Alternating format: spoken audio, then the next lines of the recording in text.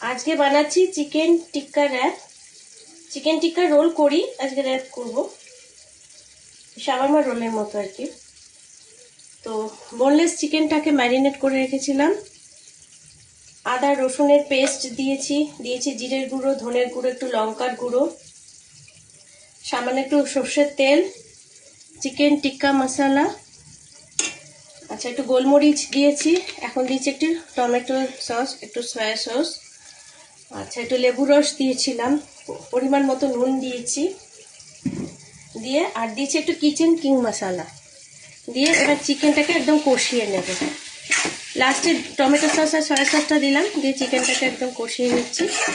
কষিয়ে নেওয়ার পর এবার আমি এই যে পেঁয়াজ আর ক্যাপসিকাম কেটে রেখেছি আর কাঁচা লঙ্কা এটা দিয়ে দেব। এটা লাস্টে দিচ্ছি কারণ এবার চিকেনের সঙ্গে এটা একটু মিশিয়ে নিলে এটা একটা ক্রাঞ্চি ভাব থাকবে। এটা নাকি রোল বা র্যাপের মধ্যে একটু যদি স্যালাডগুলো ক্রাঞ্চি থাকে তো খেতে ভালো লাগে। আমি চিকেনের করছি, এটা পনিরেরও করা যায়, এটা পনির দিয়ে মাশরুম দিয়ে করা যায়, মাটনের কিমা দিয়ে করা যায়।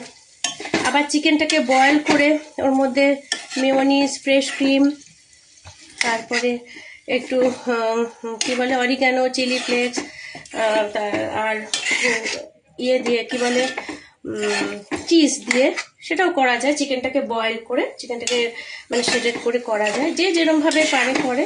তা আজকে আমি একটু এরকম একটু স্পাইসি করছি, একটু চটপটা টেস্টটা হবে। এবারে এই ক্যাপসিকাম আর পেঁয়াজটা ভালো করে চিকেনের সঙ্গে মিশিয়ে একদম ভাজা একদম শুকনো ড্রাই করে নেব।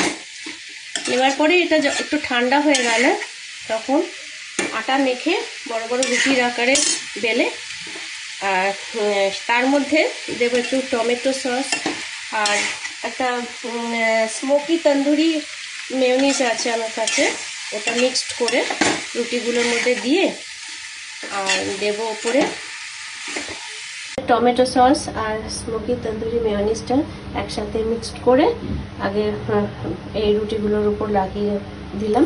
বেশ বড় বড় করে বেলে রুটির আকারে গড়ে নিয়েছি। এরপরে লেটুস পাতা উপরে দিয়ে দিলাম, দিয়ে ওই চিকেন টিক্কাটা দিয়ে এবার শুধু ওটাকে র্যাপ করে নেব। এভাবে একটা একটা করে সব বানিয়ে নেব।